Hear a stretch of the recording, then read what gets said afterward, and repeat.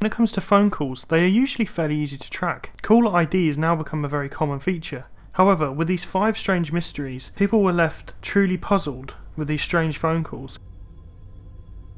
Number 5. Charles Peck's ghost calls. On September 12, 2008, a Metrolink commuter train collided head-on with a Union Pacific freight train in the Chatsworth area of Los Angeles.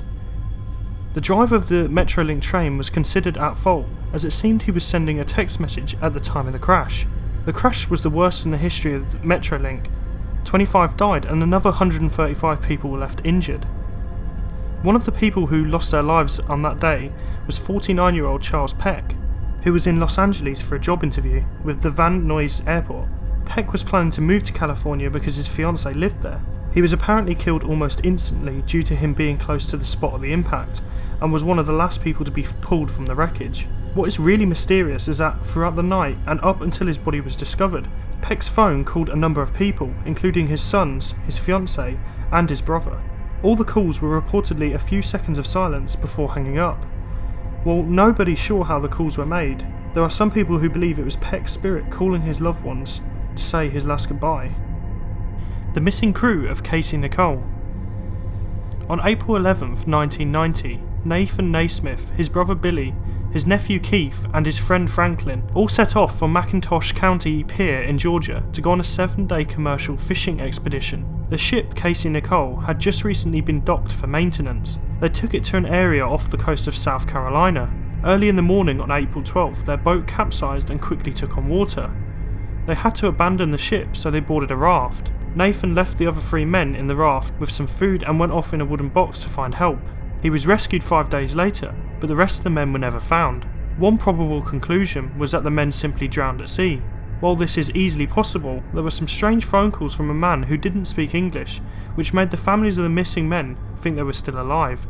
Originating about 6 weeks after the disappearance and continuing over the next year, there were 7 calls made in all. 4 were made to Nathan's sister, and the other 3 were made to a man named Doug Tyson, the owner of Casey Nicole. The caller would just repeat the phone number, say the name of the person he was calling, and the name of the one that was missing, Billy Joe. In the last call, the man said he was going to bring them home, however the men were never seen again. The phone calls led the family to speculate that the men were actually rescued from the ocean, but were being held captive in a foreign country. Yet there is little evidence that helps shed light on what actually happened to the 3 fishermen. The caller who predicted John F. Kennedy's assassination. On November the 22nd, 1963, just after 10 AM, a switchboard operator at General Electric in Oxnard, California answered a call. There was no one talking on the line, but since the caller could have been in some sort of trouble, the operator asked a co-worker to pick up as well. That's when the caller whispered that the president would be killed at 10:10 AM. The caller, who sounded like a middle-aged woman reading things out, whispered several other warnings before placing down the phone. The operator asked if she needed any help, and the woman responded in a clear voice, "No, I'm using the phone."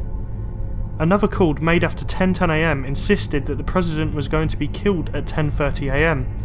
At 10:25 AM they disconnected the call, thinking the caller was just a disturbed individual. Meanwhile, in Dallas, Texas, President John F. Kennedy was driving down Elm Street. The shots that killed the president were fired at 12:30 PM Central Time, meaning the time in California was 10:30 AM, exactly the time the caller mentioned. The phone company reported the call about an hour after the president was shot, and the FBI wrote a report about it. They were unable to trace the call, although the FBI still believes that the person behind the phone call was just a disturbed individual. The disappearance of Balraj Rattu. The last confirmed sighting of 19-year-old Balraj Rattu was on November 6, 1995. He was seen sitting in a car drinking beer with a friend in Surrey, British Columbia.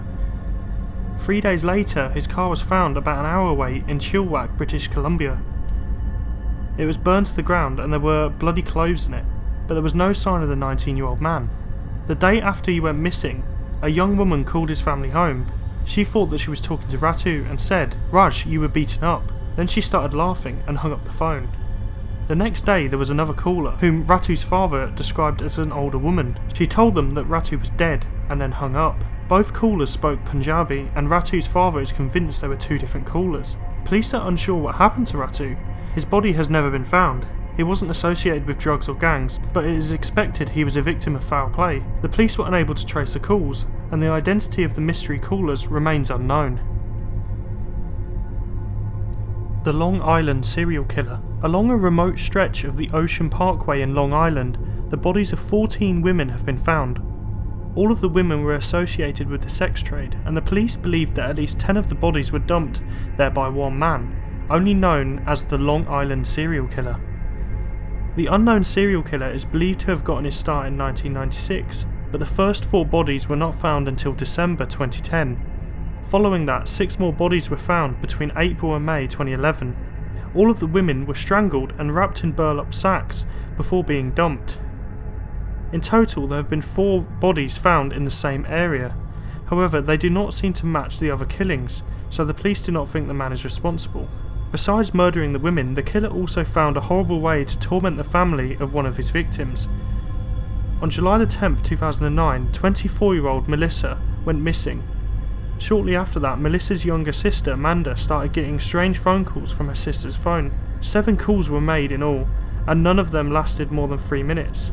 The last call, which lasted about 40 seconds, took place in 2009 at 1 AM in the morning. During the call, the unidentified caller admitted that he killed Melissa. Melissa was one of the bodies found in December 2010. The Long Island serial killer has yet to be identified and still remains at large.